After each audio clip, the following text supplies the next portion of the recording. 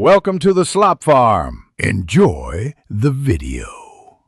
You start now by making sure both devices are reachable and logged into the same account. This prevents delays and duplicate data. Once done, open the app on the primary device and enable notification forwarding or mirroring. This creates the bridge. Make sure background refresh and notification permissions are granted. Otherwise, you won't receive alerts on the other device.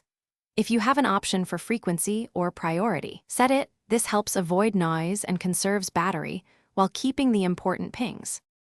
Next, go into Notifications or Device Sync settings and pick the target device. You're telling the system where to send alerts. Toggle forwarding on and specifically choose which apps or channels to mirror so you don't get everything. This filters clutter. Then adjust priority levels and quiet hours.